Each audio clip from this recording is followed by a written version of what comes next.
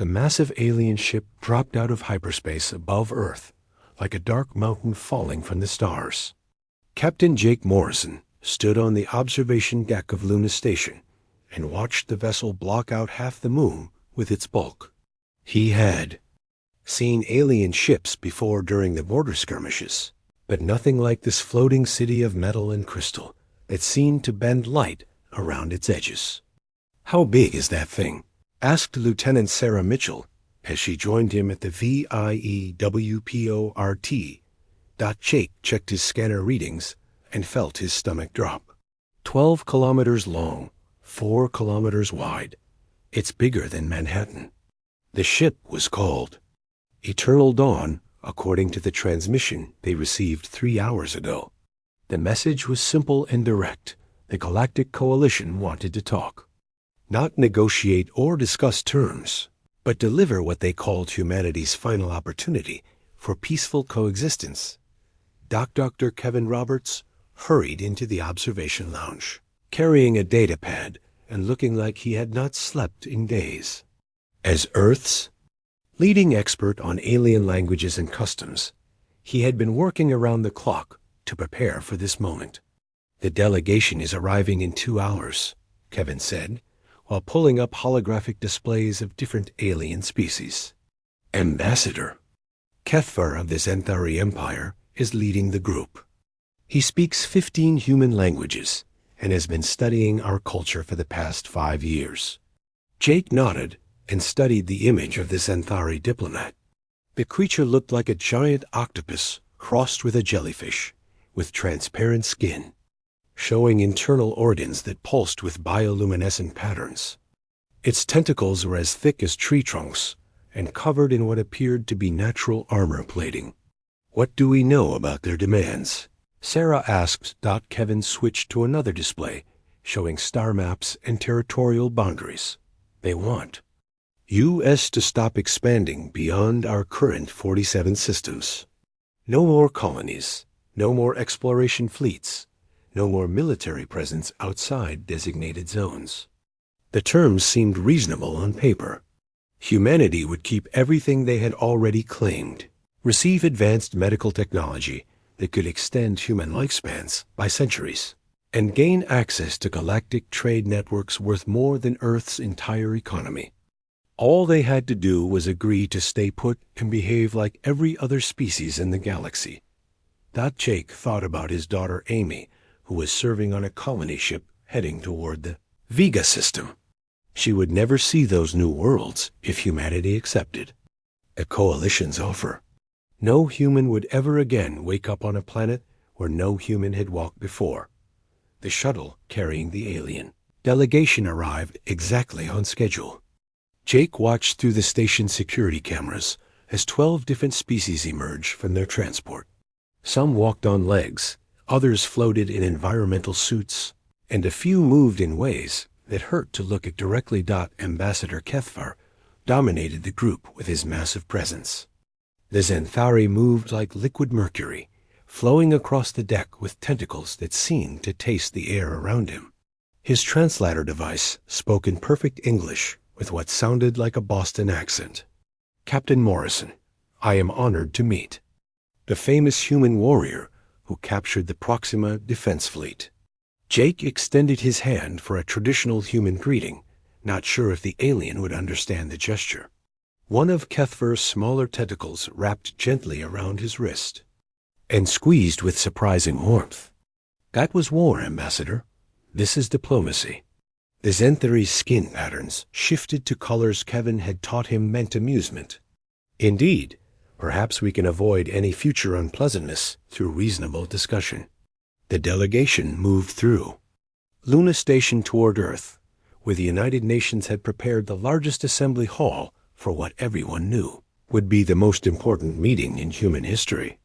Representatives from every nation, colony, and military branch had gathered to hear the coalition's final offer. President Richard Hayes met the alien delegation at the entrance to the UN building in New York.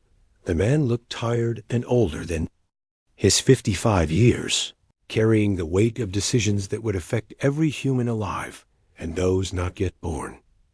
Commander Lisa Barnes stood beside the president, reviewing tactical displays on her portable computer. As Earth's chief military strategist, she had spent months analyzing coalition fleet movements and technological capabilities. The numbers were not encouraging for humanity's chances in a prolonged conflict. The assembly hall fell silent as Ambassador Kethver moved to the speaking platform. His translator device projected his words clearly to every corner of the massive room. Honored representatives of humanity, I come before you today not as an enemy, but as a friend who wishes to prevent unnecessary suffering. The Galactic Coalition represents over 3,000 intelligent species across 47,000 star systems.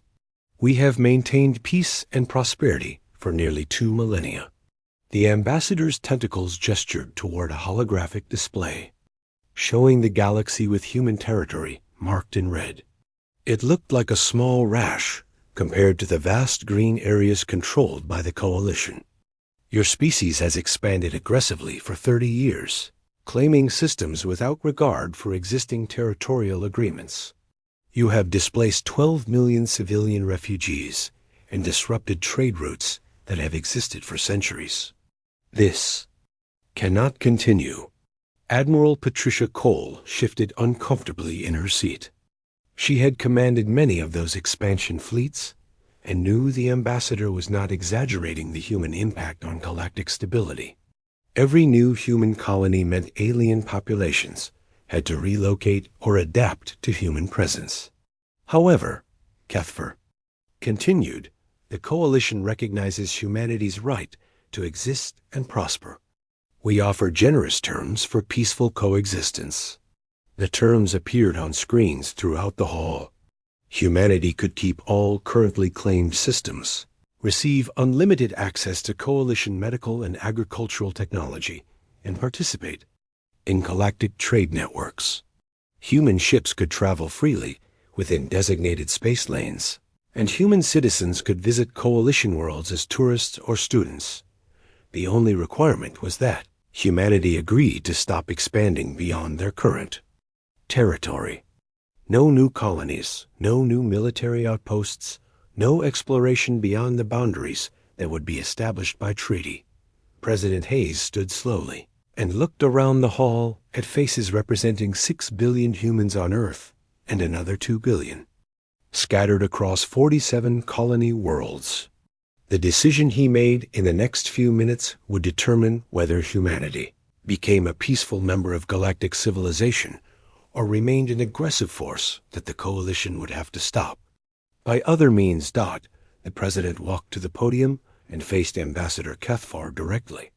The alien skin patterns had shifted to neutral blue, indicating patient waiting, according to Kevin's cultural briefings. Ambassador, we appreciate the Coalition's generous offer and recognize the wisdom of avoiding conflict between our peoples. Alien delegations seemed to relax slightly, tentacles and appendages settling into more comfortable positions. However, President Hayes continued, humanity must respectfully decline your terms. The change in the aliens was immediate and dramatic. Kethver's skin flashed bright red, while his tentacles writhed in what humans had learned indicated extreme distress. Other species in the delegation made noises that the translator devices rendered as gasps, hisses, and electronic squeals of disbelief. We will continue to expand among the stars as we see fit, the president said calmly. This is not negotiable.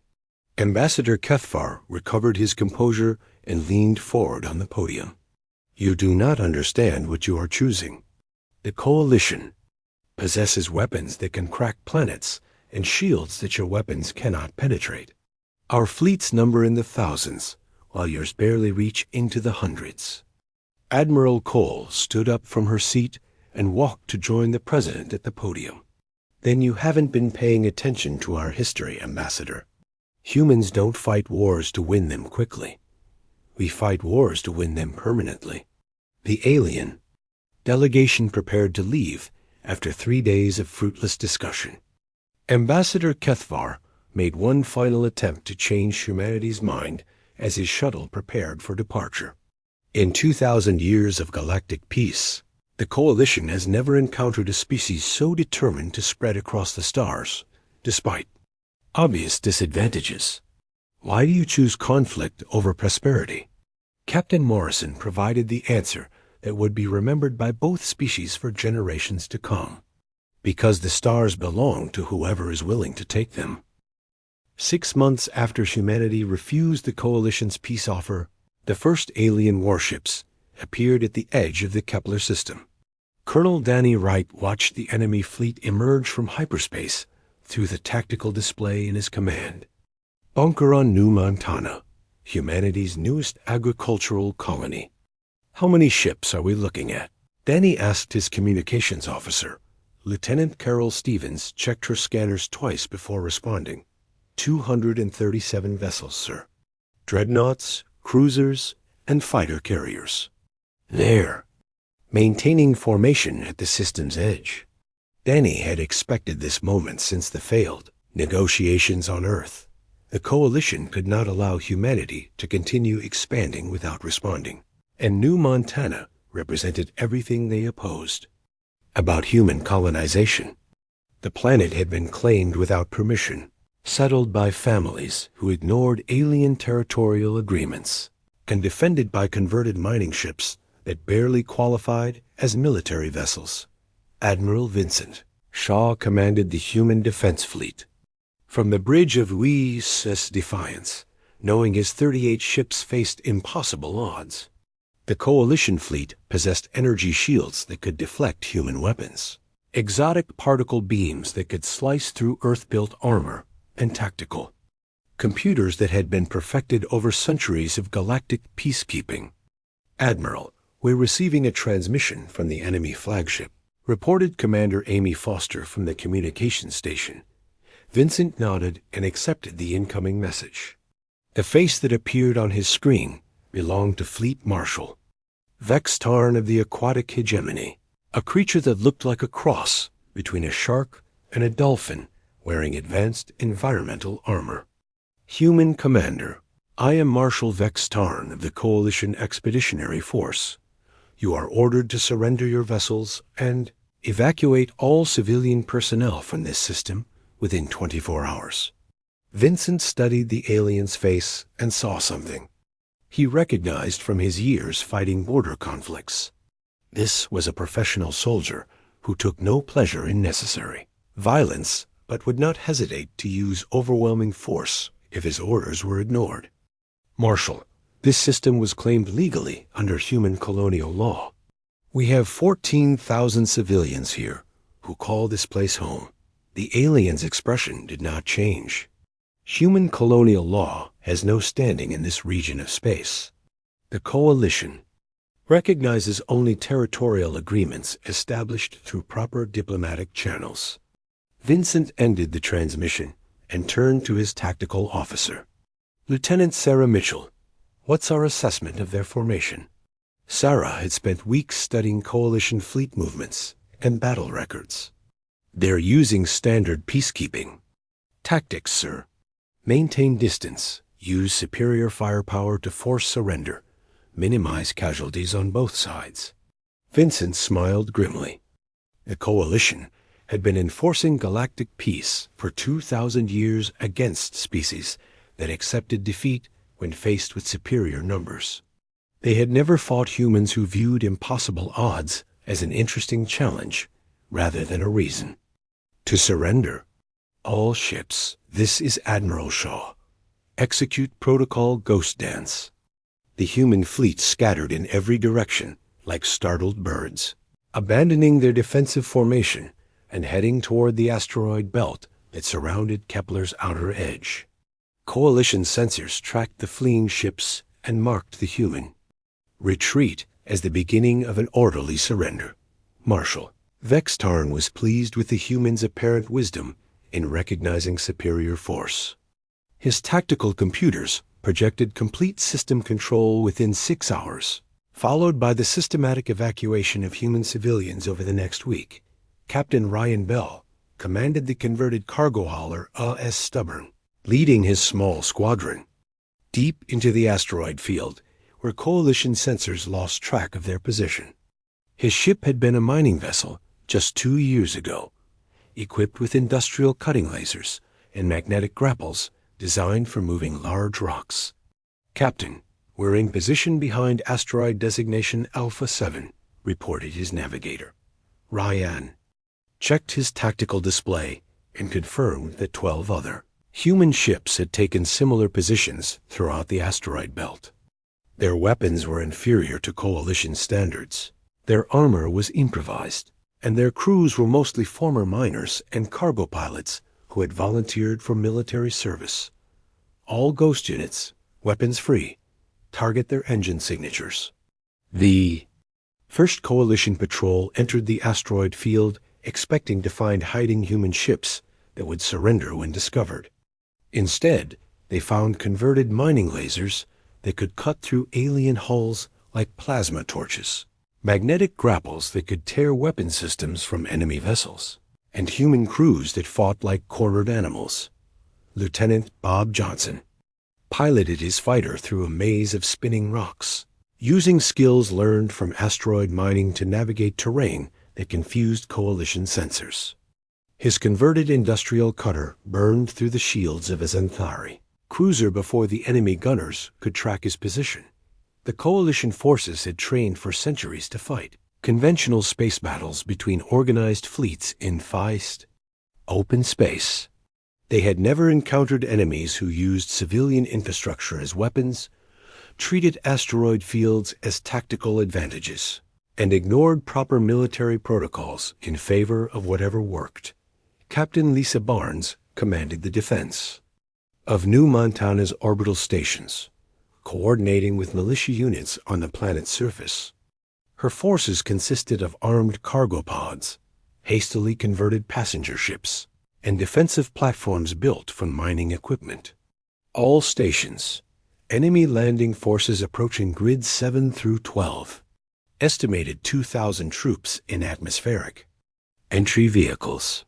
The Coalition ground assault followed standard doctrine for occupying contested worlds.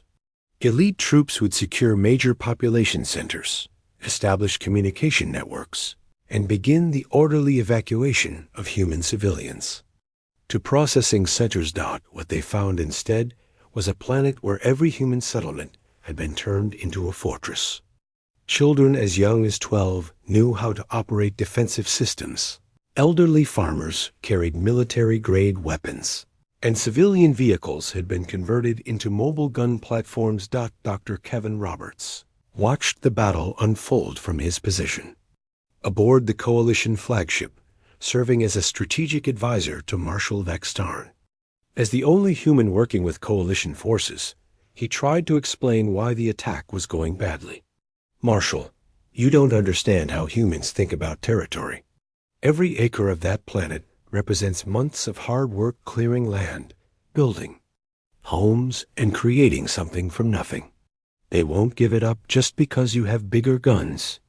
A Marshal's environmental suit translated his frustration into electronic clicks and whistles. Every species eventually recognizes superior force and accepts reasonable terms. Humans cannot be different. Kevin shook his head and pointed to the tactical display, showing Coalition casualties mounting steadily.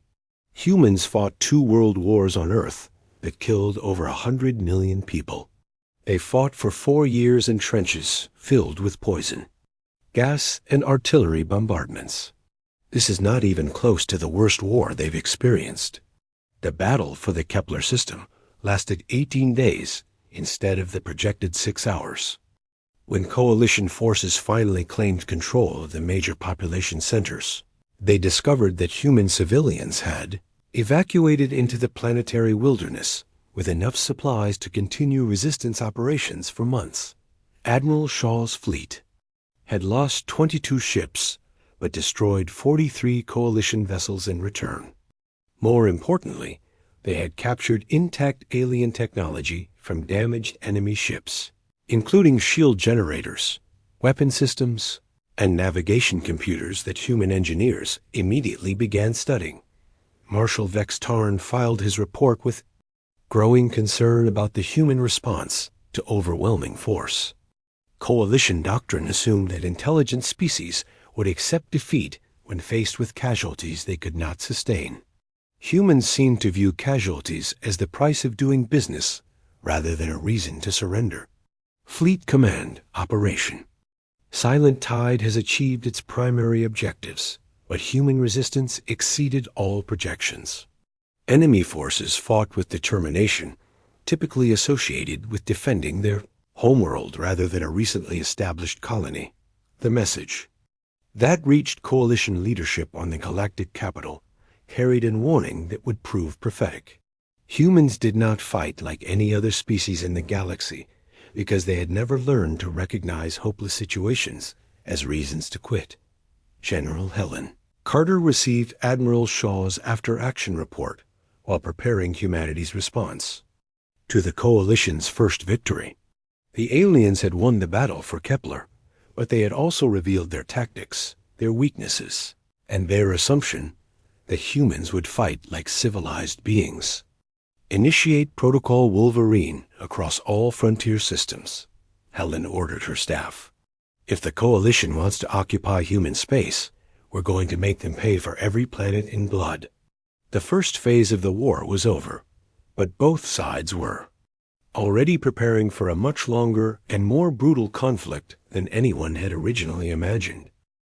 2 years after the Coalition's first victory at Kepler, Marshal Vex Tarn stood in his command center, staring at casualty reports that made no sense, according to every military manual in the galactic database.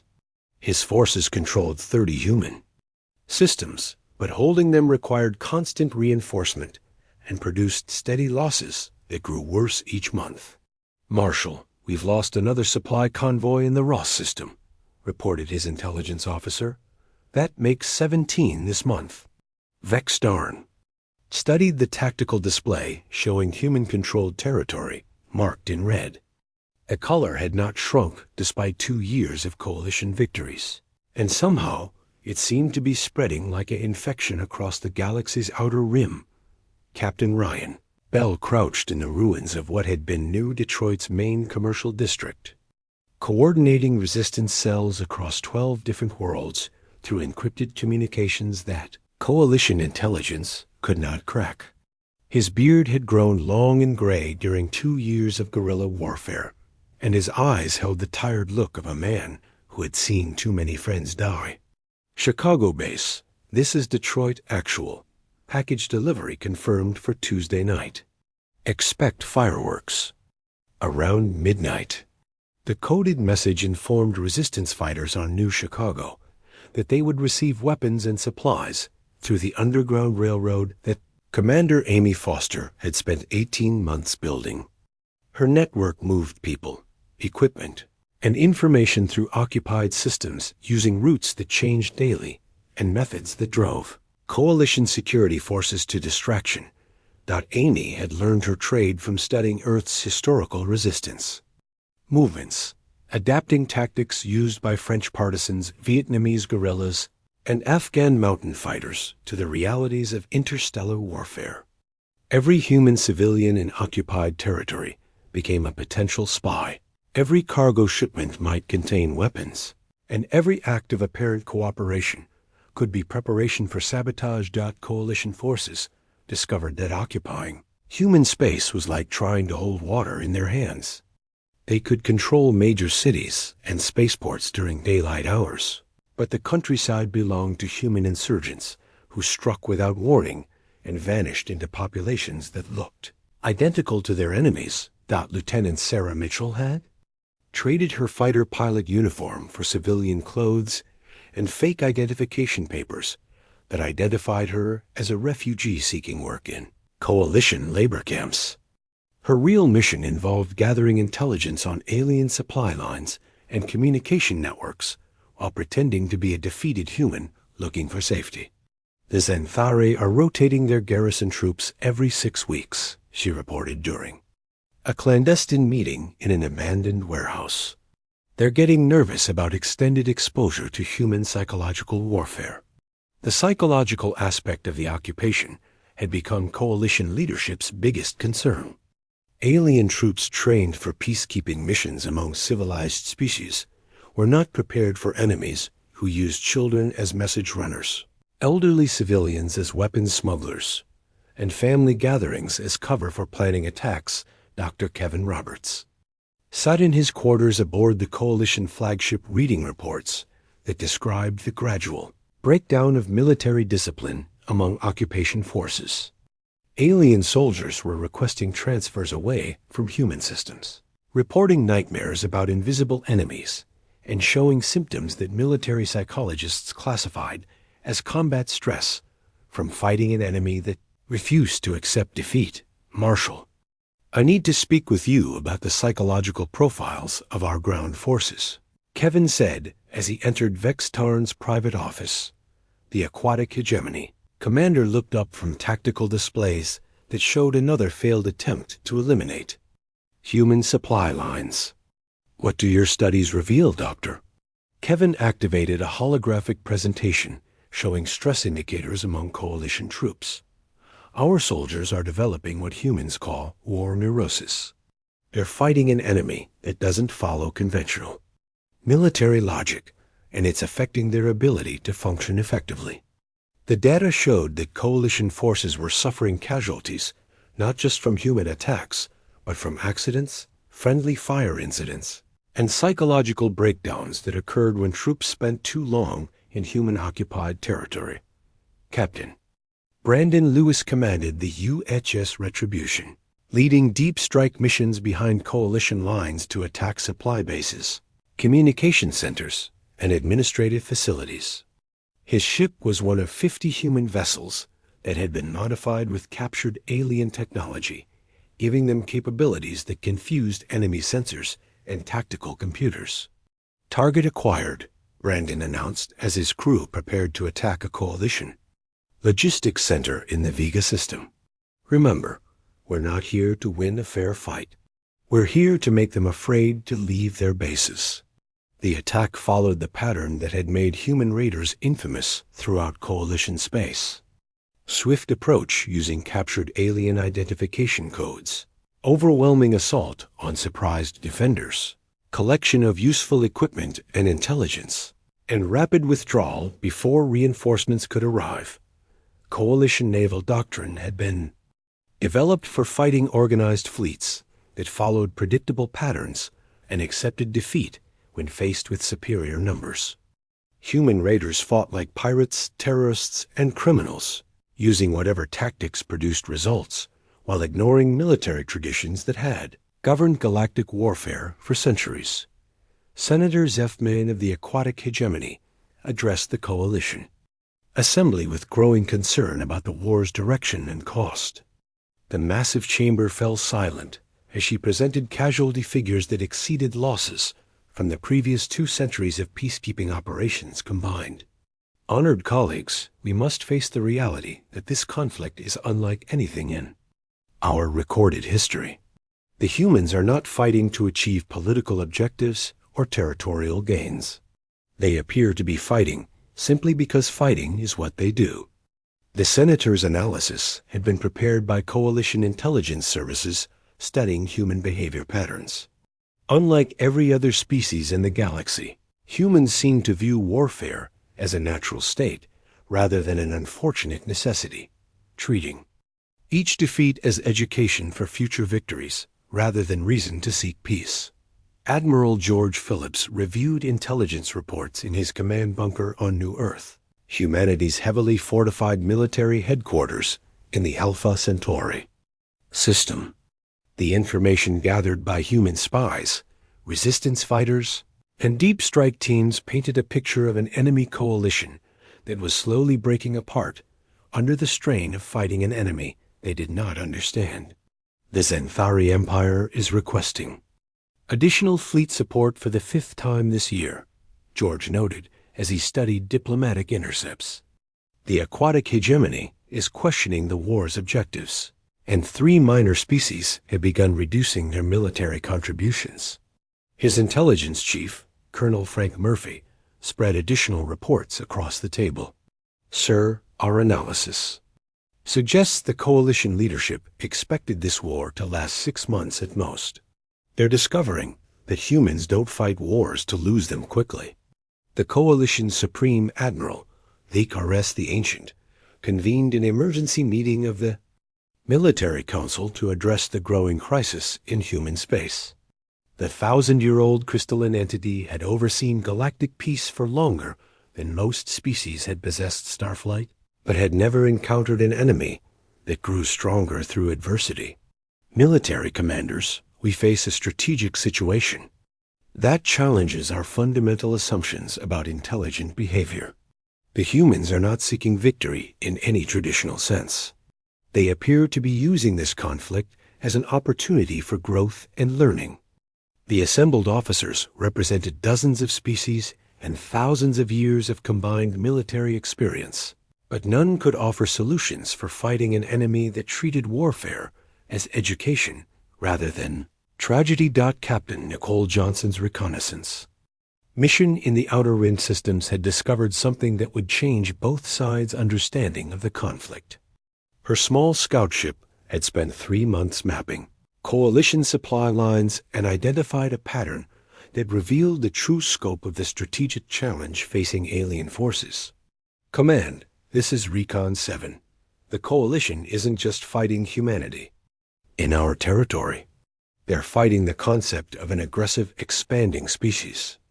Their entire civilization is built on the assumption that intelligent races eventually choose peace over conflict. The message that reached human leadership carried implications that went far beyond the current war. If humanity could prove that aggressive expansion was viable, other species might begin questioning the galactic order that had kept them peaceful and contained for millennia. General Helen Carter realized that humanity was not just fighting for their right to expand among the stars. They were fighting to prove that the galaxy's long peace had been maintained through fear rather than wisdom, and that strength belonged to whoever was willing to take it. The war had become something larger than territorial dispute or resource conflict. It was a test of two completely different philosophies about how intelligent life should behave in a universe filled with infinite possibilities and finite resources. 5 years after humanity refused the coalition's ultimatum, engineer Kathy Stone stood in the captured alien shipyard at Proxima Centauri b, watching human technicians tear apart a Xanthari dreadnought like children dissecting a toy. The massive facility had been taken in Admiral George Phillips' most ambitious offensive yet, and now it served as humanity's primary research center for reverse engineering alien technology. Ma'am, we've identified the power coupling system for their shield generators, reported Lieutenant Danny Wright as he emerged from the alien vessel's engineering section covered in luminescent fluid that served as the ship's equivalent of hydraulic oil. Kathy studied the readings on her scanner and smiled. Human engineers had spent 3 years trying to understand coalition shield technology, and now they had access to complete manufacturing specifications, maintenance manuals, and technical databases that revealed design principles dating back centuries. How long before we can retrofit our fleet? She asked. Danny checked his calculations twice before answering. 6 months for the first squadron, 18 months for full implementation across all active vessels.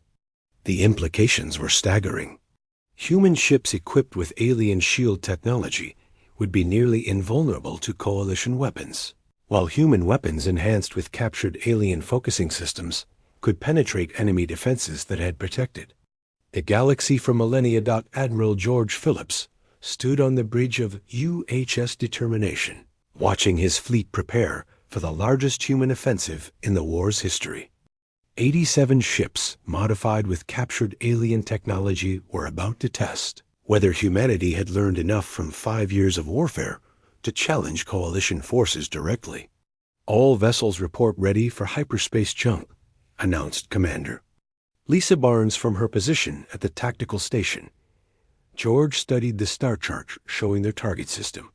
The coalition shipyard at Ross 154 represented one of their primary manufacturing centers, producing the heavy cruisers and dreadnoughts that had dominated human space for 5 years. Destroying it would cripple alien ship production and demonstrate that humanity could strike anywhere in Coalition territory. Execute jump on my mark. Remember, we're not just attacking a shipyard. We're proving that humans can fight Coalition forces on equal terms. The human fleet emerged from hyperspace in perfect formation, catching Coalition defenders completely by surprise. Enemy sensors had detected the approaching ships, but classified them as routine patrol vessels rather than an invasion force. A mistake that would cost them dearly. Captain Nicole Johnson commanded the lead attack squadron as it swept through the system's outer defenses like a storm front.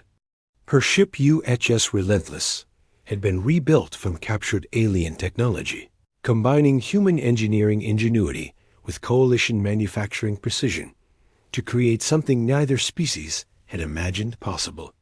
Target the orbital platforms first. Nicole ordered her weapons officer. We need to clear the approaches before the main fleet arrives. The battle unfolded exactly as human planners had hoped. Coalition forces expected to face familiar human ships with inferior weapons and inadequate shielding, but instead encountered vessels that outperformed their own designs in speed, firepower, and defensive capability. Coalition Admiral Decaris. The Ancient received reports of the attack while reviewing casualty statistics from 3 other human offensives that had occurred simultaneously across Coalition space. The crystalline being had lived for over 1,000 years, but had never experienced the confusion and fear that now dominated military briefings. How is this possible? Decaris asked the assembled military council. Human industrial capacity cannot support this level of technological advancement. Fleet Marshal Vex Starn provided the answer that Coalition leadership had been avoiding for months. Ancient One, the humans are not building new ships. They are converting captured Coalition vessels and reverse engineering our technology with modifications we never considered. The truth was even worse than the Marshal suggested. Human engineers were not simply copying alien designs, but improving them using creative approaches that Coalition scientists had never explored. Human shield generators lasted longer, human weapons hit harder, and human engines operated more efficiently than their original Coalition counterparts. Dr. Angela Davis published her research report on Coalition species evolution from her laboratory on New Earth, sending copies to both human military commanders and alien intelligence services through diplomatic channels that still functioned despite the ongoing war. Her findings would fundamentally change how both sides understood the conflict. Most galactic species evolved as prey animals or peaceful herbivores, Angela wrote in her summary. They developed advanced technology as a means of avoiding conflict, rather than winning it. Humans evolved as persistence hunters and pack animals, making war a natural extension of their social structure. The report explained why Coalition forces struggled against human tactics that seemed primitive and brutal by galactic standards. Alien military doctrine emphasized overwhelming force, technological superiority, and quick resolution of conflicts through demonstration of power. Human military doctrine emphasized endurance, adaptation, and willingness to accept casualties that would break other species. Will to fight. Captain Brandon Lewis led his deep strike force through the heart of Coalition space, attacking supply lines and communication centers that had never been threatened in 2,000 years of galactic peace. His raiders moved through alien territory, like wolves hunting sheep, taking what they needed and destroying what they could not carry. We've confirmed destruction of the Vega communication relay, Brandon reported during an encrypted transmission to Human Command. Coalition response time to frontier incidents should increase by 48 hours.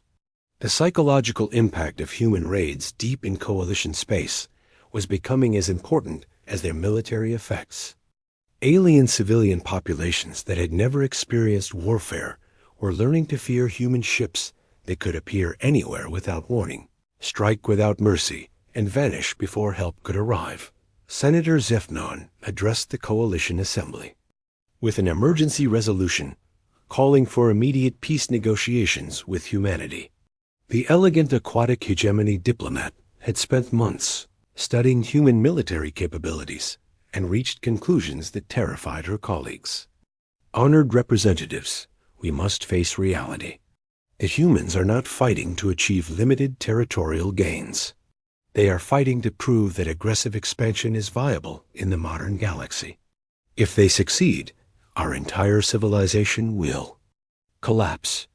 The senator's analysis revealed the true stakes of the conflict. The Coalition's power rested on the assumption that intelligent species would choose peaceful cooperation over violent competition.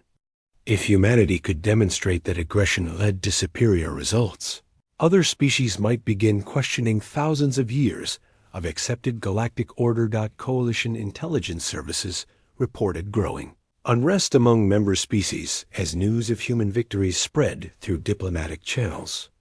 3 minor civilizations had withdrawn their military support. 5 major species were demanding explanations for continued casualties, and whispers in the galactic capital suggested that some species were secretly negotiating with human representatives.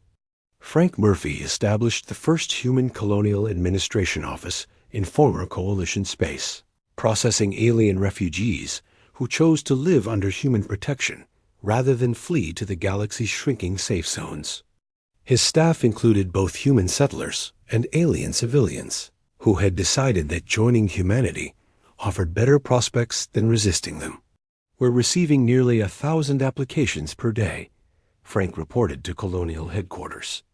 "Most are from species whose homeworlds are near the expanding human frontier." The refugee situation revealed something that surprised both human and Coalition leadership. Many alien civilians preferred human administration to Coalition rule, finding human colonial governments more responsive to local needs and less concerned with maintaining galactic political stability. Dr. Janet Williams prepared for her first diplomatic mission as humanity's unofficial ambassador to neutral species that were beginning to question their loyalty to the Coalition.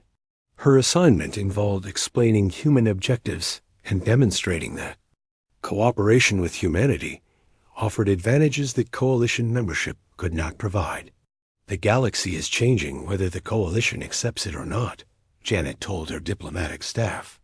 "We're not trying to destroy alien civilizations. We're trying to show them that there are alternatives to the peace they've accepted for so long." The war had evolved beyond territorial conflict into something that would reshape galactic civilization. Humanity was not just conquering star systems, but conquering the idea that intelligent species had to choose between expansion and extinction. They were proving that the strong could take what they wanted, while the peaceful did as they must. Coalition forces prepared for what military analysts predicted could be the final phase of the conflict. Either they would find a way to stop human expansion, or they would watch their entire galactic order collapse under the weight of proving that aggression worked better than cooperation. The question facing both sides was no longer who would win the war.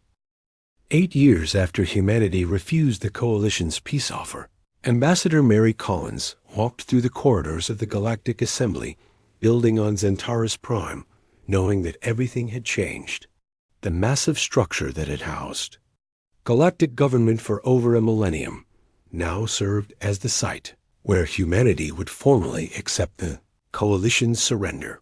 The war had ended not with a final battle, but with exhaustion and recognition of a new reality.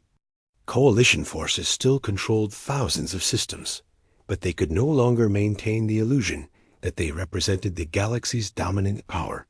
Humanity now claimed over 200 star systems and showed no signs of slowing there. Expansion into regions that had been alien territory just a decade earlier. Emperor Kethvar, formerly ambassador and now the Coalition's desperate leader, waited in the assembly chamber surrounded by representatives from species that had once ruled the galaxy with unquestioned authority. His tentacles had lost their vibrant colors during 8 years of war, and his movements carried the weight of decisions that had cost millions of lives while failing to stop human expansion. Ambassador Collins, I welcome you to these proceedings with the hope that we can finally establish lasting peace between our peoples, Kethver said through his translation device. Mary studied the alien emperor with eyes that had seen too much warfare and too many human victories. She represented a species that had started the war, controlling 47 systems and now governed territories larger than most coalition member empires. Emperor, humanity appreciates the coalition's willingness to recognize the new galactic reality. We look forward to establishing formal diplomatic relations based on mutual respect and acknowledgement of human sovereignty. The terms of surrender had been negotiated over 6 months of careful diplomacy, but everyone in the chamber understood that humanity was dictating conditions rather than reaching compromise. The coalition would recognize human territorial claims, provide unrestricted access to galactic trade networks, and withdraw military forces from all systems claimed by human colonial governments. Admiral Paul Rogers accepted the formal cessation of hostilities document that ended the longest war in galactic history. His uniform displayed medals from battles that had become legendary among both human and alien military historians. Conflicts where impossible odds had been overcome through determination and tactical innovation that confused enemy commanders. They, United Earth Defense Force, accepts the coalition's surrender and looks forward to peaceful coexistence under the terms established by this treaty. Paul announced to the assembled diplomats. Coalition military representatives signed documents that acknowledged their failure to contain human expansion despite overwhelming technological and numerical advantages. The surrender ceremony was broadcast across the galaxy, marking the end of 2,000 years of enforced peace and the beginning of an era where aggressive expansion was recognized as a viable strategy for intelligent species. Captain Frank Murphy established the first human colonial administration office in what had been the coalition's core territory, processing applications from alien populations that wanted to join human space rather than remain under traditional galactic government. His headquarters on New Titan served refugees from 17 different species who had chosen human protection over coalition membership. We're receiving over 10,000 applications per week, Frank reported to colonial headquarters on Earth. Most applicants cite better economic opportunities and more responsive local government as their primary motivations. The refugee situation had become one of the war's most unexpected developments. Alien civilians living under human administration enjoyed freedoms and opportunities that coalition systems had never provided, leading to mass migrations toward human territory that continued even after formal hostilities ended. Dr. Janet Williams prepared for her first speech as humanity's official ambassador to the Galactic Council, an institution that would need to adapt to the reality of human membership or face irrelevance in a galaxy where aggressive species could challenge established order. Her words would be remembered by historians as marking the transformation from galactic peace to galactic competition. Honored representatives of the galaxy's intelligent species, humanity comes before you not as conquerors seeking to destroy what you have built, but as equals demanding recognition of our right to exist and expand among the stars. Janet's speech explained that humanity had never sought to commit genocide against alien species or destroy the beneficial aspects of galactic civilization. They had simply refused to accept artificial limits on human potential and territorial expansion, proving that determined species could challenge even the most established galactic order. The coalition offered humanity peace in exchange for accepting permanent containment within our original territory. We chose instead to prove that the strong do what they can, while the peaceful do what they must. The galaxy is large enough for All of us, but it belongs to whoever is willing to claim it. The Galactic Council voted to admit humanity as a full member with territorial rights equal to any coalition founder species. The decision marked the first time in galactic history that a species had achieved major power status through military conquest rather than peaceful negotiation and technological exchange. Analysts published their final report on the human war, attempting to explain how a single species had fundamentally altered galactic civilization through 8 years of determined resistance to superior force. Their conclusions would influence alien strategic thinking for generations to come. The humans succeeded because they treated warfare as a natural state rather than an unfortunate necessity, while coalition forces sought quick resolution through overwhelming force. Human forces used every defeat as education for future victories. They fought not to win individual battles, but to win the right to continue fighting. The report acknowledged that coalition military doctrine had been designed for maintaining peace among species that accepted defeat when faced with superior numbers. Human military doctrine had been developed through centuries of conflicts where survival required victory regardless of cost or casualties. Ryan Bell stood on the observation deck of the space station orbiting New Montana, watching human ships arrive with colonists bound for worlds that had been alien territory when the war began. His beard was now completely gray, but his eyes held satisfaction rather than the exhaustion that had marked his features during years of guerrilla warfare. "Look at that," Ryan said to his daughter Amy, who had been born during the war and had never known a galaxy where humans accepted limits on their expansion. "Your children will grow up on worlds we took from species that thought they could keep us contained forever." Amy Bell looked up at stars that her species now claimed as their birthright, understanding that she was part of the first generation of humans to inherit a galaxy where aggressive expansion was recognized as legitimate policy rather than primitive. Arborism, the final scene of humanity's transformation from contained species to galactic power, took place on a world called New Hope, established in a system that had been coalition territory just 5 years earlier. Human children played in parks built on land that alien families had been forced to abandon, while their parents worked in cities designed according to human preferences rather than galactic standards. The galaxy had learned that civilization and domestication were not the same thing. While other species had spent millennia perfecting the art of peace and technological advancement, humanity had perfected the art of war and territorial expansion. The result was a new galactic order where strength mattered more than tradition, and aggressive species could challenge even the most established institutions. Coalition historians would debate for centuries whether humanity's victory represented progress or catastrophe for galactic civilization. What could not be debated was that the galaxy had fundamentally changed, and species that wanted to survive and prosper would need to adapt to a universe where the strong took what they wanted while the peaceful did as they were told. The stars belonged to whoever was willing to claim them, and humanity had proven they were willing to fight for every single one.